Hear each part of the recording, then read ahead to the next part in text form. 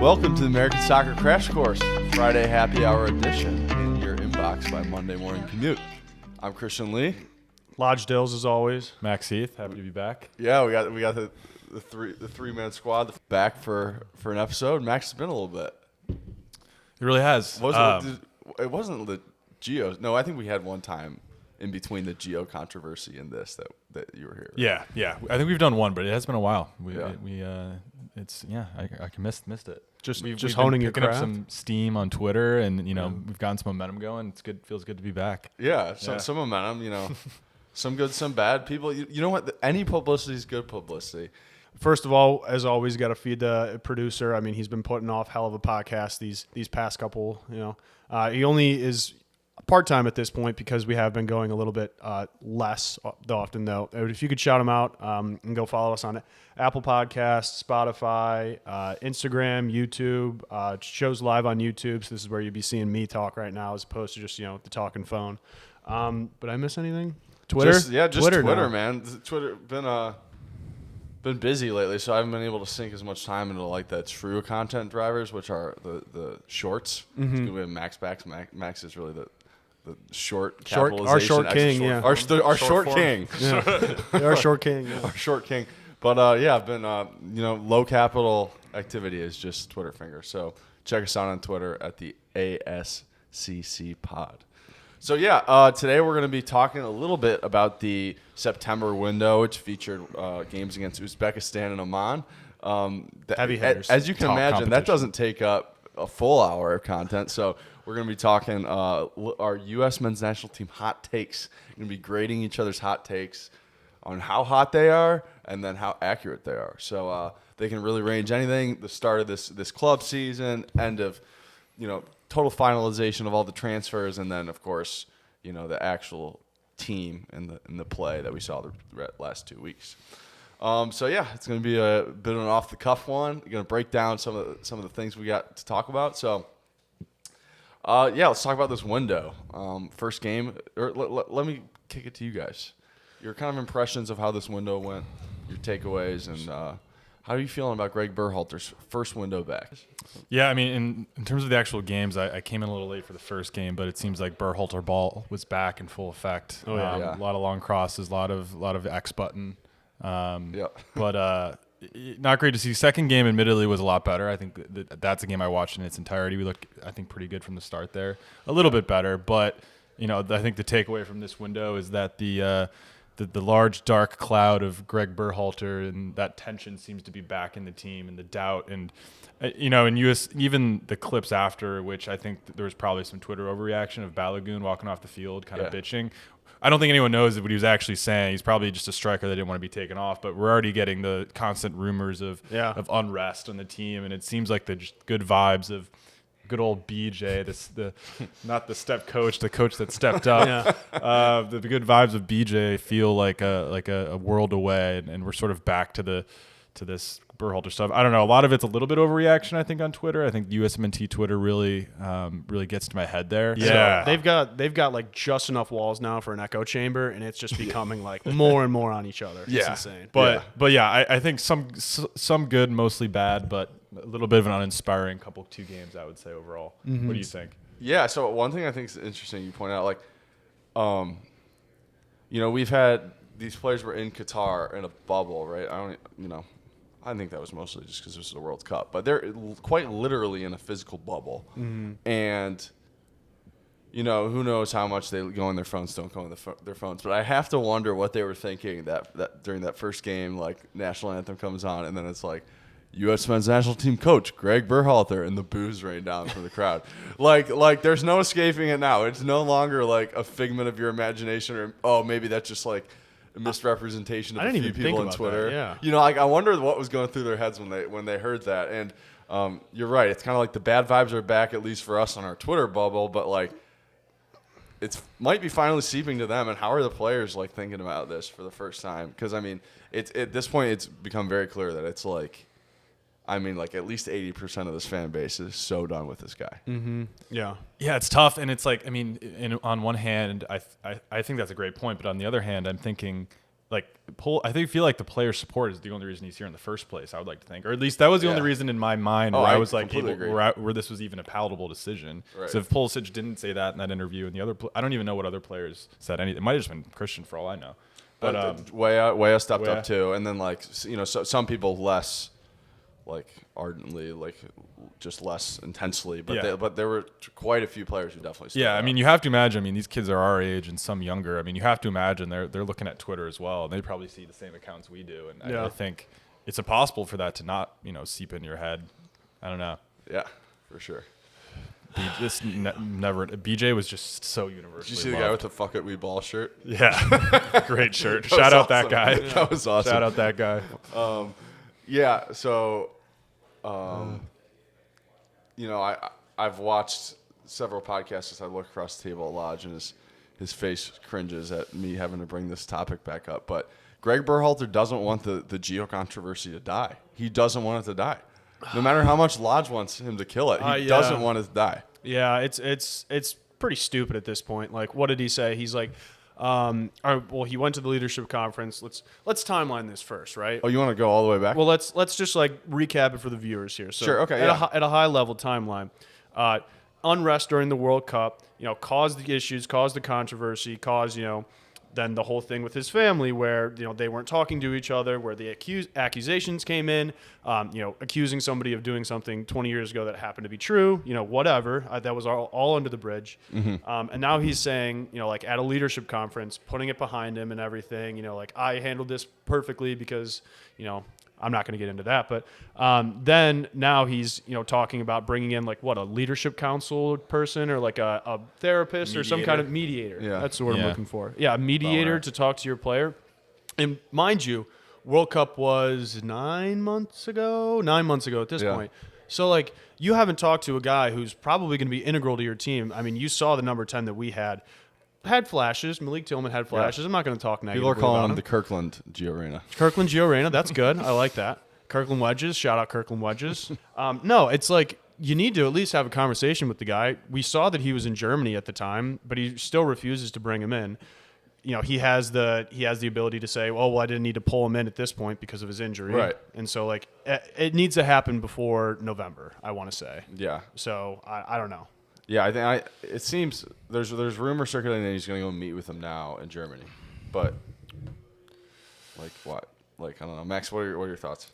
Do either of you guys watch Winning Time? Yeah, show. I've never seen you watch it? Oh, Great is it show. The Lakers show. Yeah. Okay. For our viewers, hopefully some of our viewers have seen Winning Time. Greg Berhalter, the way he handles like personal relationships with players, reminds me of Jason Segel in Winning Time. Yeah. I think he plays Paul Westfall's the name of the coach in real life. He just like. In the show, Jason Segel plays like this really corny like history teacher like coach that like quotes like history and shit. I feel like, and he's like doesn't know how to deal with players and treats players like they're like high school kids and shit. I just kind of get that same vibe from Greg. Like it just feels like this is just like being a leader of men 101, being a coach 101 is being able to talk to your players and deal with these sort of things. And like it just seems like he's like. He has no feel at all for like dealing with these sorts of situations and relationships. Yeah. And I feel like we need our Pat Riley. The USMNT needs their Pat Riley, Greg Berhalter. Sorry, I'm getting a little ahead of myself. But yeah, it just feels like he doesn't have a good feel for this. I think it's ridiculous, the mediator stuff. I really do. I mean, he iced him out first time. He's iced him out since. Like, you got to do something, man. Yeah. At this point, it's just like the fear of failure is just kicking in, and it's like paralysis. It's analysis paralysis. I don't know. I'm over it. I also wonder about, if you guys noticed, I didn't think Tim Ream played particularly well in these last two games, and he's 36 coming off an injury, right? So, like, he had an incredible season out of nowhere. Right. Whatever, right? All to say, like, I wouldn't mind having other veteran left center back, John Brooks, back in the conversation, which he's starting in the Bundesliga every week now. Like, people are clamoring for it. But that's just not the coach to do it for either of them. Well, yeah, I mean, like, that one is much for, Gio's going to be back in October, but, like, that's also on the table for me. Is like, are you still so bad with the John Brooks thing that happened, like, 2 years ago. Freshman. What exactly happened with John Brooks? So there's complete speculation. He got pulled from a game at halftime. So it was the first window of qualification, September 2 years ago. And the U.S. tied their first game 0-0 against El Salvador, and then tied again at home against Canada, and they were down 1-0 in Honduras. And basically, John Brooks was culpable for the first goal, and Greg pulled John Brooks, and they staged like a second half comeback or whatever, and they won 4-1. But we never saw John Brooks ever again, and we got just a litany of excuses that all contradicted one another about like, oh, John's hurt right now. John needs to sort his club situation out.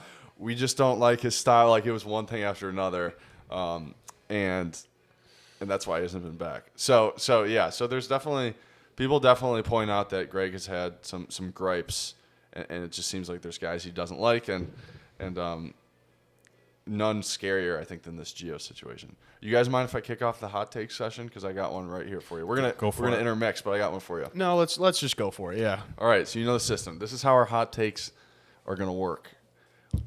One of us gives the take. It's going to be rated 1 to 5 on how hot the take is, 5 being the hottest, and 1 to 5 on how accurate it is, 5 being the most accurate. Greg Berhalter is not the most culpable person in not speaking to Gio Reyna, this whole situation. The most culpable person in all of this is Matt Crocker for even thinking about rehiring somebody without making them sign on the dotted line that this was priority A. You just had on field, you're just talking on field, you just had a blow up with one of your most important players. I think we all at this point can agree that like we need that creative number 10 to get us to the next level. You just had a player of huge importance, huge blow up.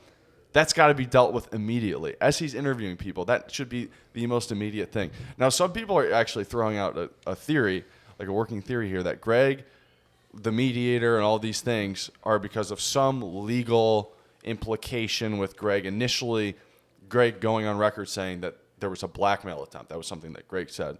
And so people are throwing around that working theory, right? Mm-hmm. For me, like, if that's the case, should have ruled him out entirely from the job. If part of that was gonna be like, okay, hey, this isn't gonna be settled for another 5 months, should have ruled him out entirely. Like, this is so ridiculous that it's gone on. We're just talking X's and O's, okay? Yeah. Like, move past that. Purely from a culture, from a fan thing, like, everyone watched us not make the World Cup in 2018. You watched all the disputes go on with the women's team. The U.S. Soccer Federation reeks of like incompetence 24/7, right? And to draw out a PR disaster that reflected what everyone knows to be true, which is like spoiled soccer parents, that from a PR standpoint also should have been priority 1. Mm-hmm. So as much as it's inexplicable to me that Greg Berhalter has not talked to Gio. Like, I don't know why. Like, you know, there's that legal theory. I don't know why. It doesn't make any sense. It's more egregious to me that this guy, Matt Crocker, who quite frankly has had a clean slate before this, rehired a coach who he did not ensure this was going to be priority A with. In terms of accuracy, I'd definitely give that a 5 out of 5. Hotness, 3 to 4, but I totally agree with you. Like how it's part of the decision criteria that has to come in your mind. Yeah. He really had all the leverage in that situation to make a call and ensure we have our future set for us. And it seems like he kind of just picked Greg and really with no rhyme or reason. Well, seems like the same incompetence. Right, and then he pushed it off on what, like an independent agency who did the hiring, wasn't it? Or classic move. That's a pretty classic. That's a pretty classic move. You're talking about Matt Crocker, like in the rehiring process. Yeah, he said that it was like an independent agency, consultants, like. And then the thing we talked about last episode, there was even a little part of his press conference he slipped in where he was like, you know, Greg really met every criteria set out, and then like. At some point, he's like, well, you know, Greg practically made the criteria a few years ago. And you're like, wait, he just had the answer key? Yeah. Like, This feels like, not to bring another analogy into this, but this feels like, so at a bar this weekend, we went for the Browns game to watch this very big sports bar to watch the Browns game. And before the game, we realized that they were getting the game on these big screen TVs on Stream East, the pirate stream site. And This reminds me of that because when you're at a bar like this, you kind of just assume that they have everything under control. And that like they have people like that know what they're doing and like smart people that have done this before and are making the right decisions. That's the always assumption you like to carry yourself with. Yeah. But then when you have a look behind the curtain and see that they're actually trying to get the game on Stream East, you see truly how dumb they are. And that's what this feels like with Matt Crocker is we kind of, based on some of the things we're seeing, we're getting a look behind the curtain of how he's making these decisions. And you're like, oh, he's English. And they're so actually, he's smart. he's English, he's smart. And he's actually maybe a complete idiot. Yeah. And that's what like maybe we're seeing between this group. But but yeah, that's what it reminded me of. But yeah, just a great comedy. analogy. I like that. Okay. Yeah. So that's the discussion of Gio Reyna, a man who is trying to fit his way into the midfield.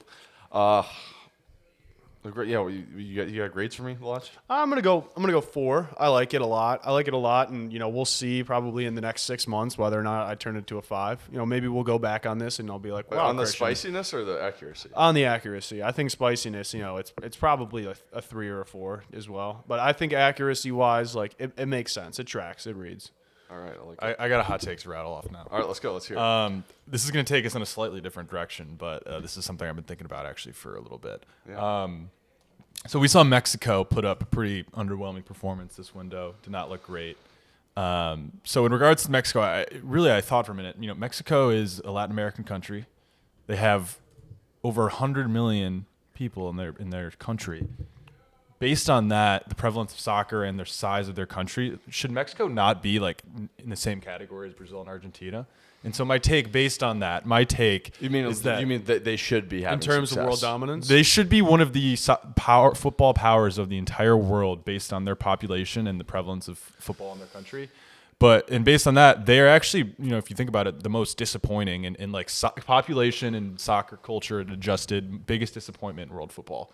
For what they're out, like their expected output. Dude, I'm just watching myself clip this. They're expected Just getting all the Mexican fans. Yeah, shout out our Mexican fans. Sorry, your team's not. You're just. I truly think that should Mexico not be a world power based on their like the size of their country? I don't necessarily know if world power, but I agree that they should be a What's lot. They different? should be All a right, lot. what's They should be a stopping them? lot better. What's stopping them? Mexico has double the population of Argentina. Why is Mexico not at least in the same category as Argentina? Yeah, I mean, Like- soccer's their sport. What? Soccer's their sport. Mexico, right? Yeah. It's their sport. Yeah, that's actually a great point. Like what? Like what? Why aren't they? I'm why giving aren't that. they I'm giving that a 4-4. Okay, I'll take that. All right, I'm gonna give it a 3 hot, 4 accuracy. I'm gonna go 4 hot, 3 accuracy. I mean, I don't. Not- I feel three? like there's a factor that we're just not thinking of here that I can't think of on the spot. That I'm just like, as soon as I hear. Well, it, I'm I gonna be think like, that's the point. There's Yeah, like, then what is the where's factor? yeah, What what's is the your factor? reason? Oh What's my your God. reason? Like You're just assuming I mean- it's like your reverse Stream East. You're assuming I'm wrong until proven right. All right, assuming I'm right. 4-4, Yeah, 4-4. yeah. I mean, like you bullied me into it, Max. Congratulations. You think about like Shout out our Mexican listeners. of which there are many. Yeah, I feel like you think about.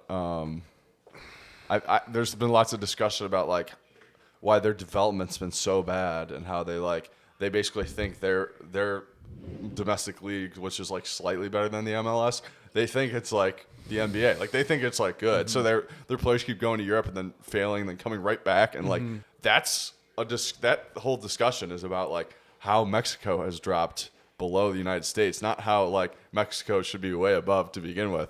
So that's a great take. I would actually love to dig more into that. I would hope there's a factor that somebody can give me, but I think you're probably more right than anything else. Oh, yeah, I mean, my best guess is like what, where everybody's widespread enough. Like, My one theory is, I think it's kind of a league, like to Christian's point. I think their league is just good enough where it's easier for their top players to settle for it. Like I feel like because it's decent and perceived to be better than it probably is, like players are more content to stay there longer. Right, especially if you grew up in the culture and Exactly. you're like, oh, the I think passion, yeah. So I think because of that, maybe that stunts their growth as a national team. But that's my only theory, and I don't like that's barely begins to even put a dent in like the explanation for why I think there's a disparity for what they should. so be. like I think I can explain Argentina a little bit, and this is like just right off the cuff here. Yeah. I just confirmed it with stats. So the population is unequally distributed on the land that they have. They have more than 50% of the population either in Buenos Aires or right outside of Buenos Aires. So that means that if you get talent ID'd from a young age, you have the ability to travel very closely to a pretty high class facility, get like ID'd pretty young, go into those areas, developed pretty well. Don't know the same thing about Brazil. I assume that Brazil has a lot of large cities. I would assume Mexico has them as well. However, Mexico is like pretty large and maybe is a little bit more sporadically spread like geographically in terms of population distribution. That's my working theory. Okay, that actually I like that. That makes a lot of sense. I mean, like, then you can like. I mean, you can make the same argument. You can like for take a one step down and be like, okay, well, like Mexico City's gigantic. It's still your number one sport, so like you should probably be exporting more talent because you export none. Yeah. Like your talent level is abysmal for the size of your country and how much you love soccer.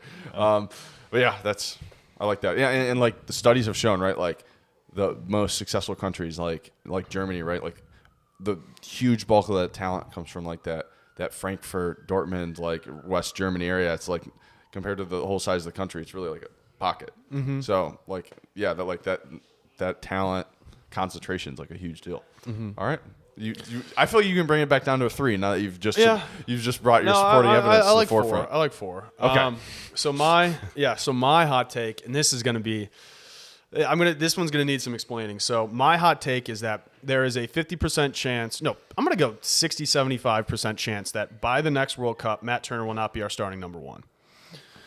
That's a hot take. And this is due to the fact that right now, 9 months after the World Cup, we are already getting rumors that he might not start for his team. You know who that happened to last? When he made a large move and thought that he was going to get time? Zach Steffen. Zach Steffen he went into Europe. Granted, Matt Turner's been in Europe for a little bit, has a little bit of experience, is now the Nottingham number 1.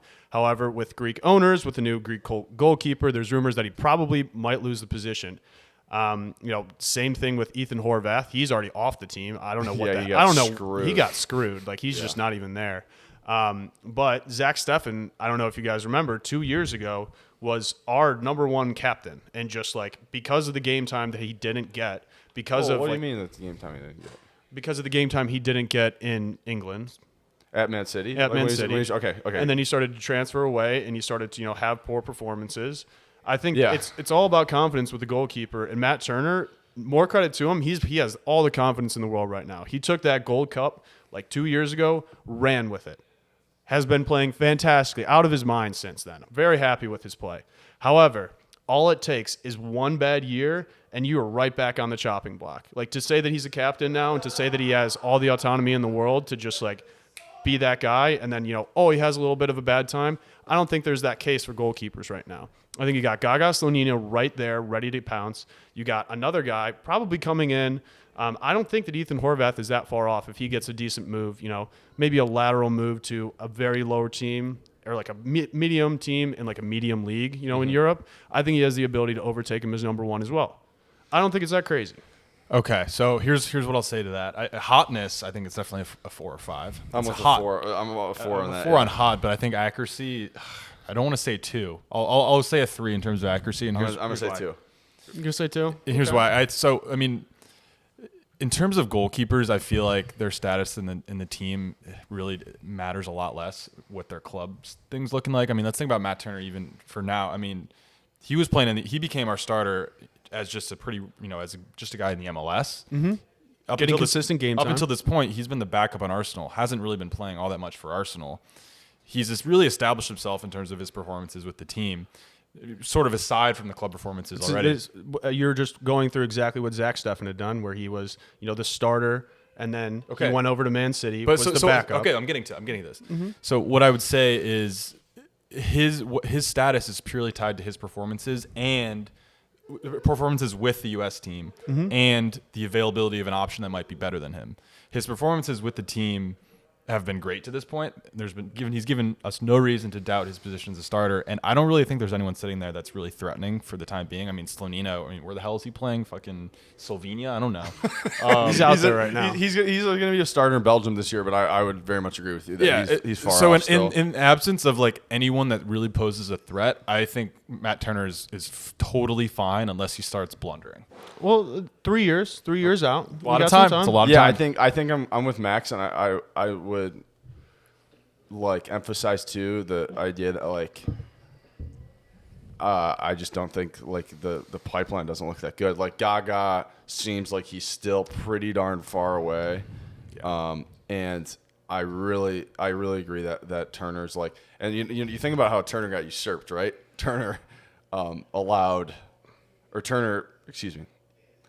You think about how Stefan got usurped by Turner because Turner played the Gold Cup. Well, Turner just said, screw that. That's not happening. He just played the whole Gold Cup himself. So I never thought about it, but maybe that was his way of like, let's do a little insurance policy. Actually, no one's taking my spot. strategy in retrospect. Yeah. But I just think he's been so good. He's been really good. I think the difference for me is that Zach Steffen was good, not great, whereas I think Turner's been great for us. And I thought Steffen was like not all that great when he did play for City, and then I would go as far to say like he got the move and was bad versus like Turner was all right at Arsenal last year and has started this year all right. So that's my take, but I see where you're coming from. If the pipeline was strong, like even if honestly, Lodge, like if Zach Steffen, who isn't playing soccer right now, we don't even know what he's doing. Yeah. And Ethan Horvath is now the number 3 goalie at Nottingham Forest with no chance to leave. Like he can't leave until at least January. Like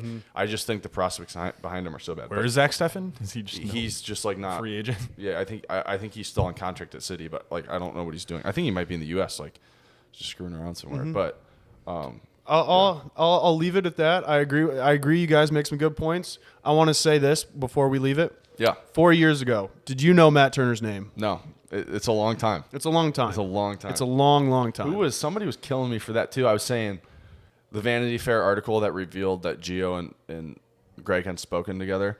At the end of the article, the guy throws in, if the U.S. men's national team is going to replicate or exceed the run that Greg Berhalter made as a player in 2002, the quarterfinal of the World Cup, he's going to need Gio Reyna. And I was like, that is such a preposterous like thing to just like. Well, I think it's totally reasonable for a journalist to like throw on the table like, this is the only way this is happening with this player who has played 20% of available club minutes over the past 2 years. Yeah. Like, that's just so weird to me and bizarre. So my take was I very well think while using a number 10 is going to be the most important thing for the U.S. to get to the next ceiling, like, it could just as easily be Malik Tillman or Paxton Aronson. Yeah. Like, those guys, for me, like, there's no reason at this point stacking their talent against a more talented but way more injury-prone Gio Reyna to say that, like, Gio's way out in front of those guys, I think. But to echo what you said, it's 3 years away. It's 3 years It's away. so far away Yeah. that like something like that could totally happen. Like I think what the funniest thing was seeing those 2026 rosters right as the World Cup ended. Yeah. And you're just like, no chance. Yeah. No chance. Yeah. Like I remember seeing like starters will be like John Brooks and DeAndre Yedlin at the World Cup. Like, you know, it doesn't always work out that way. Nope. So yeah. All right. To talk a little bit more about the games, before we jump back into the rest of our hot takes, but that first Uzbekistan game, Greg did something interesting with the midfield. The first 30 minutes of that game, I actually thought we looked really sharp. We scored the goal like really early on, and I thought had a few chances. You know, Balogun was really close to heading one in that I think would have probably turned everyone's like outlook on the game around. I'm sure Greg would have appreciated that one going in, but what Greg actually did was he ran a 3-man midfield of Weston and Eunice as kind of like eights, like attacking eights, with still some decent, defensive responsibility. And then he ran Luca De La Torre as the like deep playmaking 6, kind of like a Jorginho type player where, it wasn't expected that just because he's playing defensive mid, he's going to turn into Tyler Adams, but, he could like dictate the play and maybe like add some real like poise to our attack against. It was kind of neat. I liked it. It was neat. He's got a really good he's just kind of like a dribbler, good quiet passer. Sits like, back and pings. He just sits back and pings. It's yeah, cool. Yeah. So I think he carries the ball decently well too, kind of like Musa does. So I actually liked that. I thought it worked well until he got his nose broken in the 30th minute and had to come out. And that was where Berhalter put Tanner Tessman on, who, if you don't know who Tanner Tessman is, he's just like a guy who plays in Italy, in the second division of Italy. And it just got really ugly from there. I would say that was like the McKennie Musa Adams destroyer midfield with the worst version of Tyler Adams. Yeah. And that was where it just turned into this Berhalter ball, like playing against a low block, which we saw so much in CONCACAF, right, where we would walk into these countries with like the more talented team and they would just hang out in a low block and try and frustrate us. And Uzbekistan did exactly that. And like you said, all these aimless crosses floating in. And that was definitely like a really, really frustrating watch. And we got like 2 garbage time goals and against 10 men, which was, it was ugly. And I think like more than anything, right, I know I saw some people throwing out how Uzbekistan hadn't let in goals or Uzbekistan was ranked this or ranked that. And you're like, okay, talent-wise, I want to see us blow these guys away every single day. Mm-hmm. But also, like, this is, like, I think Greg's got to be held to such, like, just way higher standard this time around. Mm-hmm. Yeah.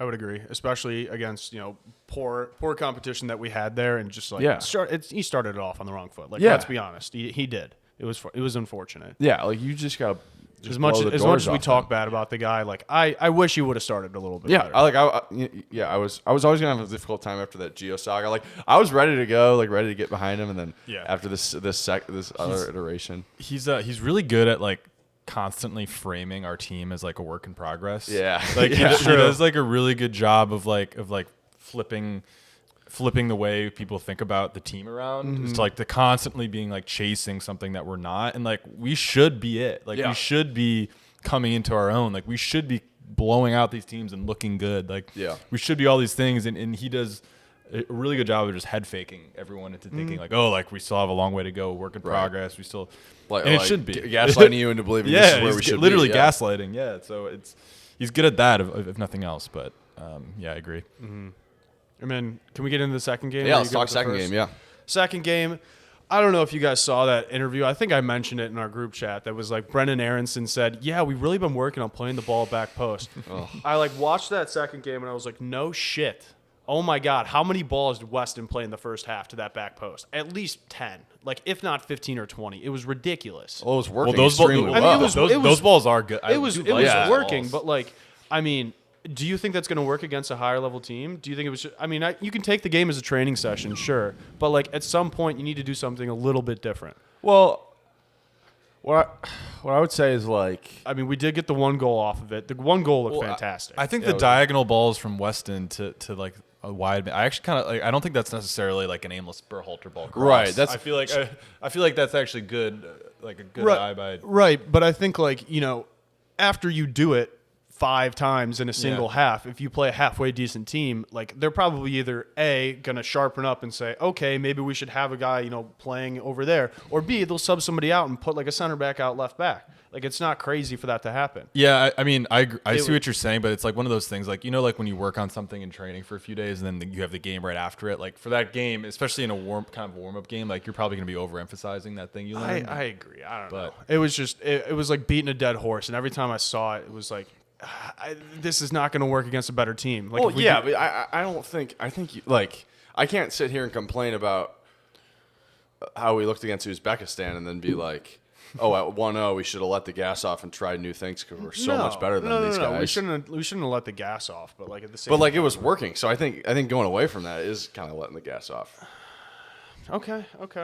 I don't know. But so here's what I'll say, Lodge. When I saw that quote, I was thinking that I think we all collectively moaned because we were like, oh, that sounds like Berhalter ball. That sounds like passing the ball around the horseshoe, not knowing what to do next, hitting a completely aimless cross. Whereas like what Weston, and I don't know, quite frankly, I can't say for sure like if what Brendan Aronson was talking about was those Weston switches. It seemed like it was. Okay.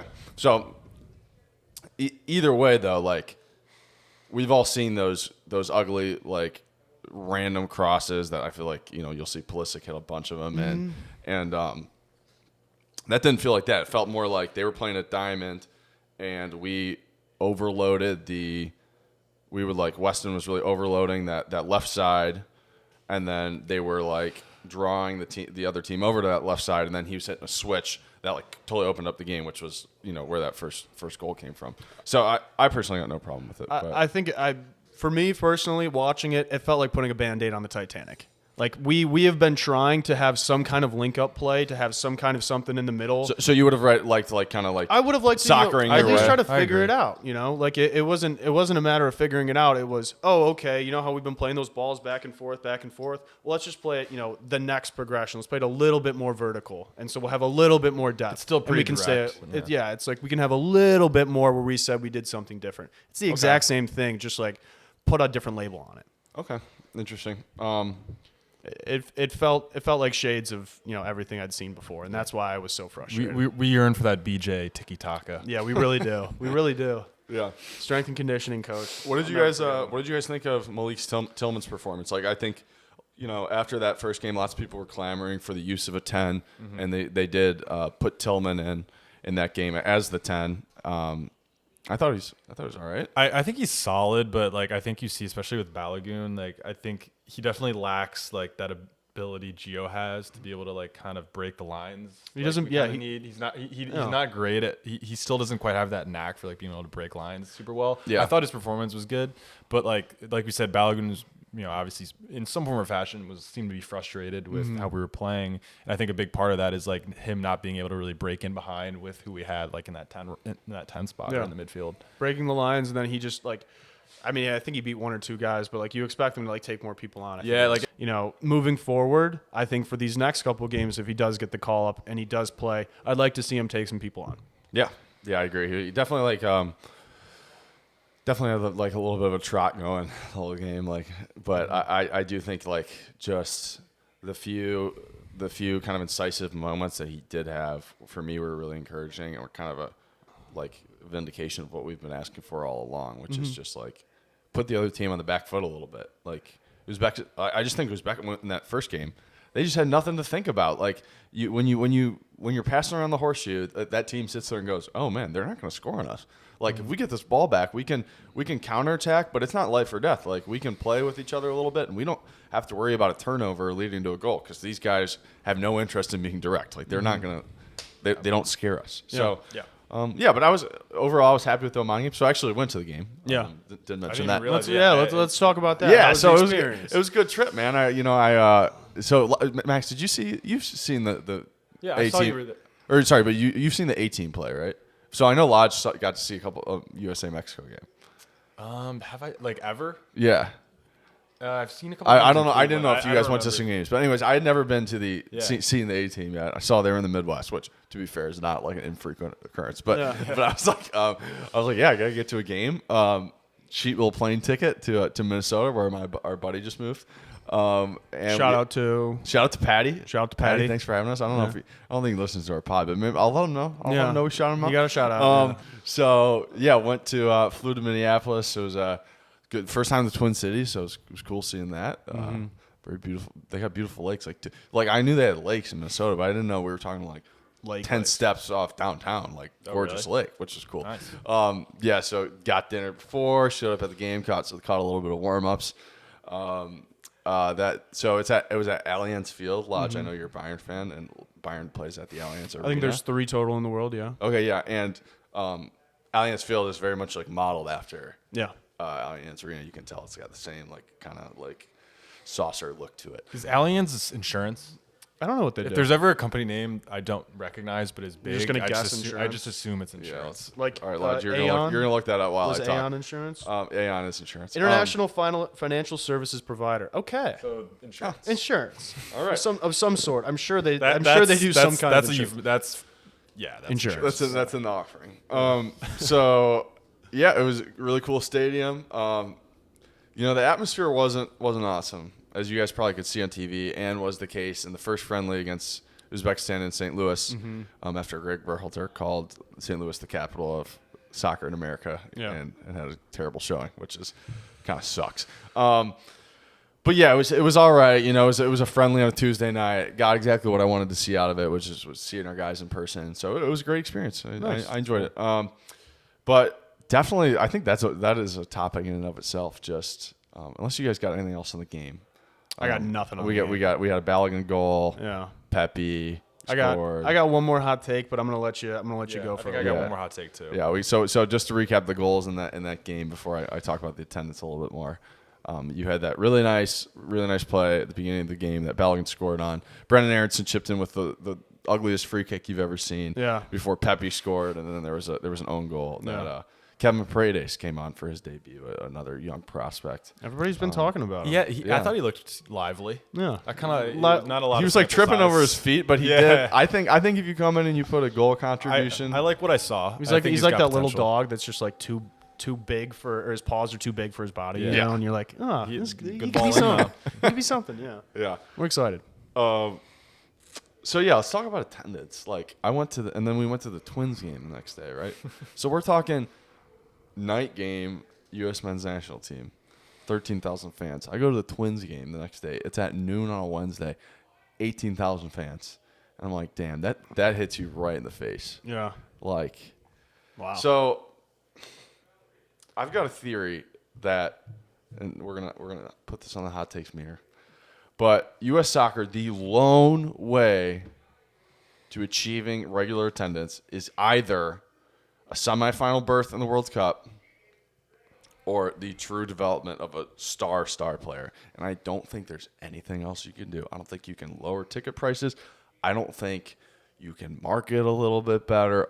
I truly truly believe that's the only avenue. Did you see what they're trying to do? What this new complex they're building? Well, they're moving to Atlanta, right? Yeah. So that's the first step, is what they say. You know, like you gotta build it, and they will come. Yada yada. Yeah, I and agree so with what you, they're though. building is like Yeah. a full-on like U.S. soccer training facility that they've never had before. And they were talking about Pulisic being that guy, you know, that superstar player that like brought us in. Granted, fantastic for the game. 79 in FIFA. So, yeah, we're looking at ratings right now, and we've been talking about it all day. If you're not sure if he's going to be an 80 or a 79 with the potential of like 83 to 84, We need like an 88. yeah, we need In something. FIFA, yeah. We need something. Not the guy right now. Gio's got actually a better potential. Oh yeah. Oh.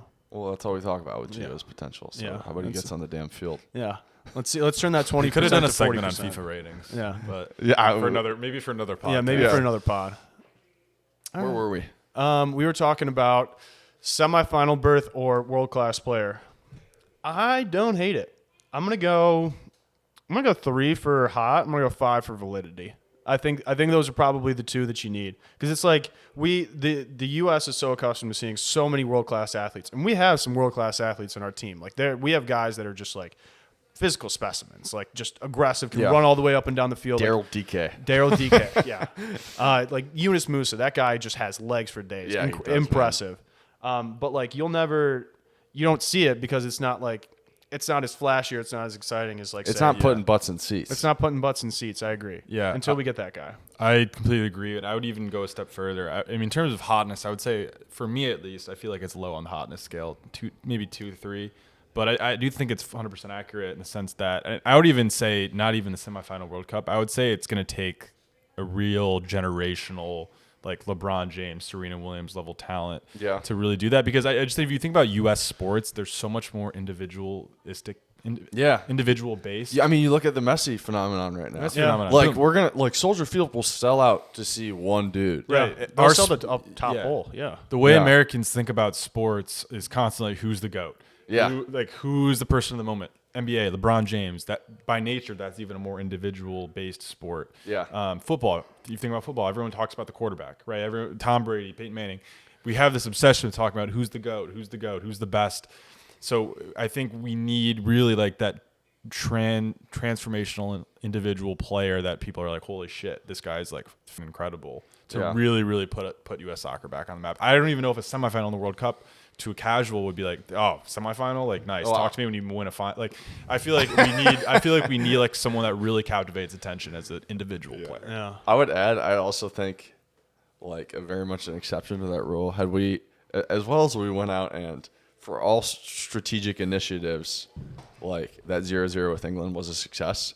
Like had we beat England on Black Friday with the largest audience ever, I think that could have really done something as well. But even now, you think about like Copa America next summer, like is there anything that you could do in the Copa America that would turn ahead? Like, even if we beat Messi in the final, I still think it would be like, people, like there's going to be some part of the public. When's like, beating beating Messi in a final?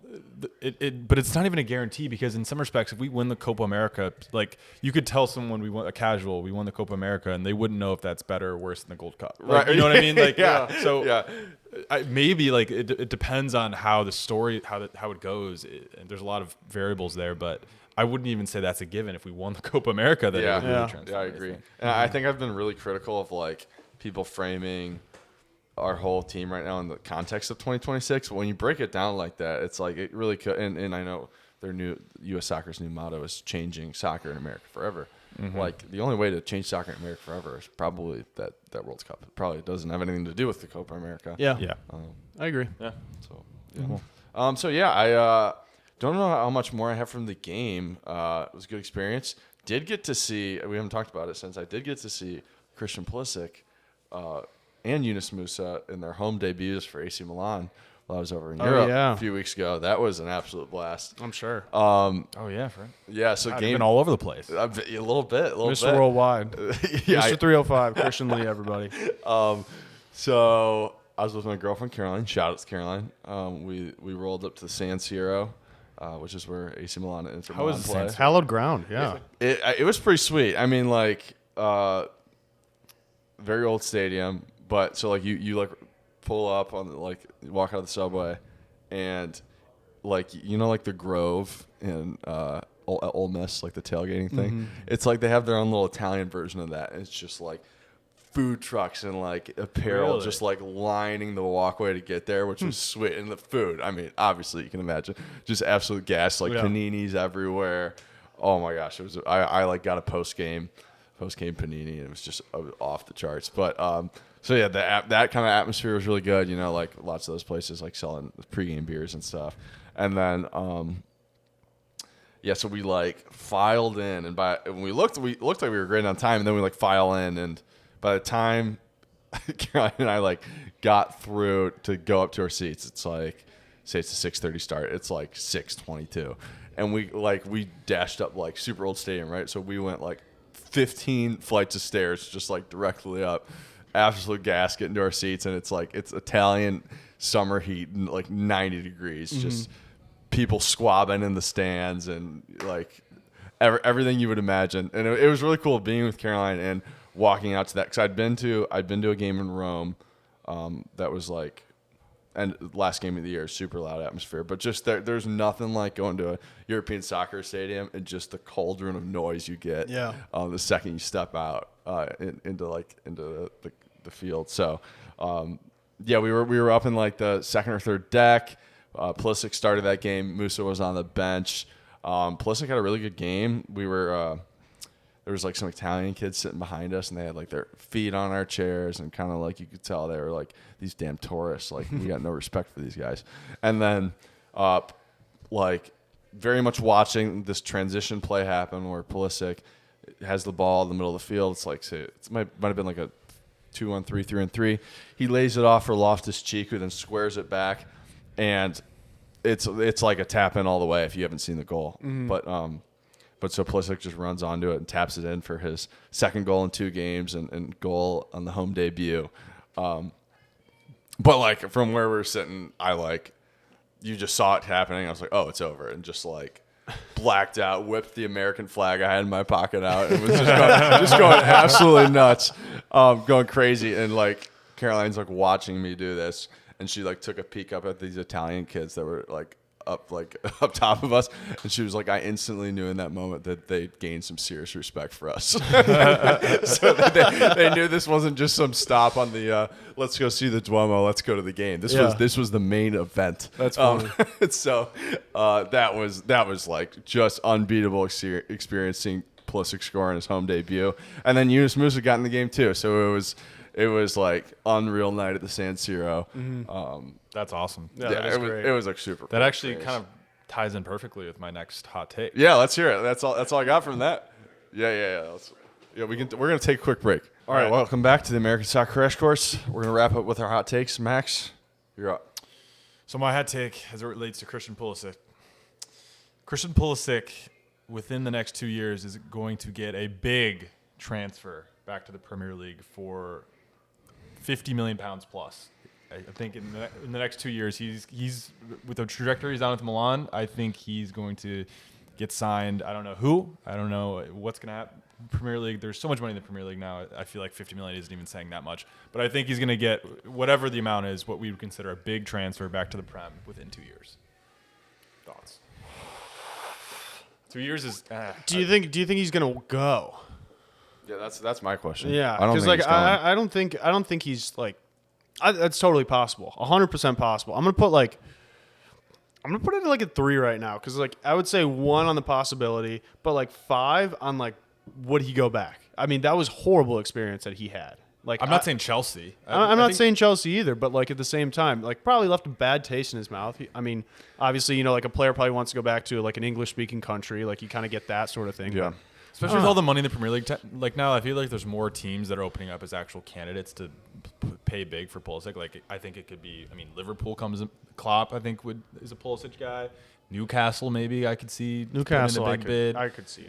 I don't know. It's really not something I've put a lot of thought into. That's why it's a hot take. But I'd put it at 3 and 3. I think 2 years is probably too soon. I would be shocked by 2, maybe like. And for me, my guess is more like. So what is it? So we're talking right now is this is fall 2023, right? So I think he's going to want to I think he stays at Milan at least. And by the way, I don't know what the trajectory is going to be. Like I think we got a lot to prove here, but I think he's going to if he's playing well and stuff and a starter at Milan and they're in the Champions League, I think he's going to want to be there till the World Cup in 2026 and not have another transfer. I don't think that's crazy. Yeah, that's a fair point. Maybe that's 3 a fair years. point. Maybe post World Cup. Okay. I don't know. Yeah.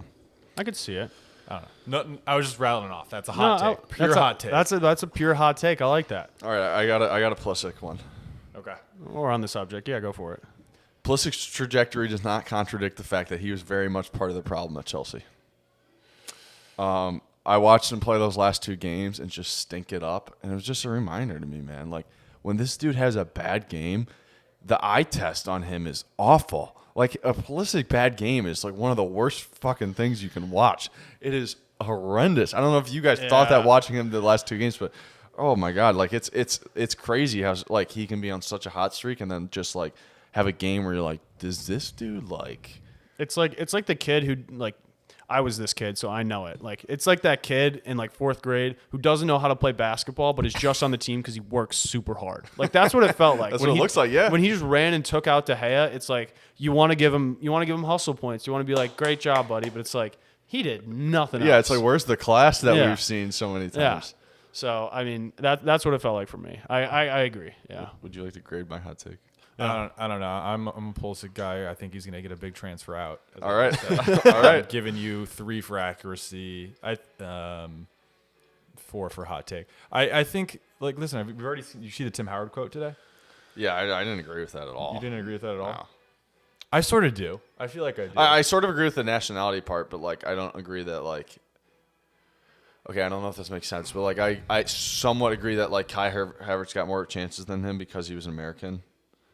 But I also wouldn't go as far as say like Americans are getting discriminated against. Like I think there's a couple select nationalities that maybe get more slack, but like I don't think it's like an American specific thing. I also think it's. I mean, Chelsea probably top 1 toxic culture to be trying to make your career in, for sure. He's a streaky player for sure, so it definitely didn't like help. And I think Tim rings true outside of Christian, but like in this situation, I don't know. Yeah, definitely not the club to like play him out of the bad times. Yeah. That was like why it was never going to be a fit, right? Yeah. Especially for a guy who just puts up stinkers that like sit in your mind. And like he's had that experience in the U.S. team where he can just play his way out of a bad thing. Yeah. Like in Dortmund, like they'll sit you on the bench, they'll get you in, they'll sub you in quite a bit. Like you can get played out of it. There's not like 20 guys on the bench that are. Yeah, Chelsea, expensive. no chance. Yeah. You guys got any more hot takes? I got one. Yeah, let's hear it. And I don't even know if it's hot anymore, but going into the Copa America. If we play in Argentina or we play Brazil or even a Chile at this point for me, we do not win if we start the MMA midfield. We lose. I think in a knockout round, no matter what, we go home as losers if we start the MMA midfield in a midfield 3. I think it isn't attacking enough. I think that in a team against that, like we need to have some kind of attacking. Are you power. saying we need Gio in there? Like we I don't need know 10? if we need Gio. I can see a 4. I can see a diamond where 3 of those guys play, and then we have another one. I cannot see them as a midfield 3 leading us to a victory against a top team. Yeah, unless we take them to penalties somehow. But Yeah. I would at the very least, I very much agree in the long term. Like that's how you take out giants. It's like you raise your ceiling with a guy like that. I'm gonna say 2 for hot, but 5 for accuracy. I was gonna actually say 2 for hot, 5. I actually was thinking of the same take. Like I think for us to actually be, I think without a good 10, without a Gio in there or someone somewhat similar skill set, I think we're kind of a mid. We're kind of mids. Yeah. I don't think we have any creativity or ability to really. And that's break why lines if we we're don't a have that. We're a system team that is playing with a system coach right now, and that's just where we are. It's unfortunate. Well, we need to make the next step. But. Yeah, so we'll see what happens. Like I did like what Greg did with the Luca De La Torre thing. I don't know how often he plans on using it. I'm encouraged by the fact he used a 10. So we didn't see, even if Tanner Tessman came in and it created a quasi MMA midfield. We didn't see Greg lead off with we didn't see him lead off with Musa McKennie Tessman or another 6. So so I'm at least encouraged that system might include the 10. And if it doesn't, I'm going to be pretty damn depressed. I'll say that much. I agree, but at the same time, we had the same thing in World Cup qualifying going into the World Cup, and then we got what we got. So, I think until we change those momentums in big games, that's why I wanted to call it big games only. Yeah. It just needs to. It's a mindset. We can't be thinking we're little brother and we're just going to pack it in and hope for the best. It just needs to be. There needs to be some form of attacking. So can I ask you this? So I think it creates an interesting proposition for this next game, which is going to be in October against Germany. It's really a tough one. I don't know how upset I'm going to be if Greg doesn't start Gio in that game. Because that's what I want to commit to long term. But Gio's first game back. Do you think we just run with it? It's the perfect situation, dude. He's been playing in Germany for how long now? It's against people that he's had the experience playing in the Bundesliga against. I think it's best case scenario is he is the number 1 person on the team sheet for that game. Do I think it's going to happen? 50-50. Yeah. I'm not even concerned about Gio himself. I guess it's just you definitely lose some pitch control when you play 10. Yeah. And you're going to be playing a good team. And is that where Greg says, I want to revert back to what we know and what we competed with England against. But we didn't compete against the Netherlands with that. And that's going to be such a boring game if they do it because Germany's not a fun team to watch internationally, the way that they play. And so if we sit in and I might turn that game off. I'm saying it now. I'm definitely going to watch the game, but mentally I'm going to check. Empty threat. Yeah, I hope we play Gio too. I think that's where I land. Let's raise that ceiling. Let's try and be giant killers, man. If that's what it's going to take with butts and seats and change American soccer forever, like they say they want to, then you got to use Gio Reyna right now in a long-term 10. So, all right. I got one more for you guys to close here. All right, and I'm gonna leave you with a better be a 5 hot. Bad taste in your mouth. Ready? Jesus Ferreira will be called into the October camp. There were a lot of people out there going crazy, throwing parties in the streets, saying Greg Berhalter has ridded himself of the MLS lifers. Roldan's gone. Aaron Long's gone, which is all great. But with all due respect, there's no possible way those guys could have been called in. Which we've said before, but there's truly no possible way that those guys could have been called in. Yeah. However, Jesus Ferreira had COVID the week before camp. And there was even this little kind of rumbling of was he going to get a transfer? All these different things. My hot take is that as much as people want to celebrate, this one's not over yet. Jesus Ferreira and Josh Sargent got hurt. Jesus Ferreira will be on that October roster, much to the chagrin of the American faithful. I don't know if that's hot. I don't even know if that's it's hot. I guess it's not hot because I had to walk you through it. 76 in FIFA. But just take yourself back to when I first said the take. What did you think? Before I presented the logic. So Christian, it frustrates me a little bit, but I've honestly made myself comfortable with the fact that Jesus Ferreira is going to be around for a long time. That I'm hearing that I'm like, Jesus Ferreira's number 4 on our FIFA rating list. So like, Don't you dare! Don't even do that, Dude. And like honestly, he's even. I hate to even say that he's slightly won me over with some of his Gold Cup performances a little bit. Not won me over. You fell for the Pirate of the Caribbean, destroying all those Caribbean nations. I don't respect. I don't like. I mean, but in terms of him versus Sargent, I mean, with now with a pretty clear cut front two, Balogun, Pepe. No, it's not going to be. It's not going to be.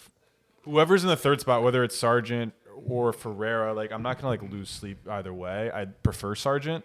Dude, I'm gonna lose sleep. He's gonna find. I'm gonna lose. That's true. That's true. That's something. Gonna be That's on a the different bench in conversation. 2026. To say that we have a solid front two right now that they're competing is just ludicrous. That might be the hot take. Whoa, what? Because Why? you know Greg's going to come in and he's going to be like, "Oh, Jesus deserves his chance. He's going to come in." Yeah. I know. And so, like, I get that, but do I still do like, I think I think that- objectively though. Objectively, Yeah. it should be Pepe and Balogun. I agree with you That's true. 100%. I'm putting way too much faith in You're Greg. putting It's gonna way be too something much faith in Greg. ridiculous. Pepe didn't come to the World Cup. Let's not forget that. That's crazy. He messed that up. How crazy That's is his that biggest now? mistake as a coach. that That's is his biggest mistake. ludicrous. That is Everyone absurd. called it at the time too. Yeah. Like Yeah. Oh my gosh. All right, folks. You made my blood boil for sure. Wow. Good. I want to send Good you off pod. to your dinner all heated up. All riled up. Those are riled up. Yeah. Oh my god. Well, anyways, that was a fun hot take session. I'm sure we got to do this again. Yeah. But it's always good to do a pod every once in a while. We're gonna have October games, November games, so I'm sure we'll run it those times. Next pod we'll do a FIFA ratings breakdown. Yeah. If you guys didn't see, the FIFA ratings will depress you. Some might even say they went against the thesis of this entire podcast. Yeah. Maybe our producer will put a couple on your screen right now. No, for he's you to not see. doing that. He doesn't want you to see him. You're Maybe gonna, the maybe the if you wanna see thumbnail. him, you're gonna Pull go a find Maybe him. the thumbnail 79. will be 76 Jesus Ferreira. That could be it. 74 Walker's- a silver Eunice Musa. Walker Yeah. Zimmerman and Weston McKennie are the same rating. Yeah. Non-rare Pulisic. And I'll leave you with that. American Soccer Crash Course fans, we're out. Have a great week.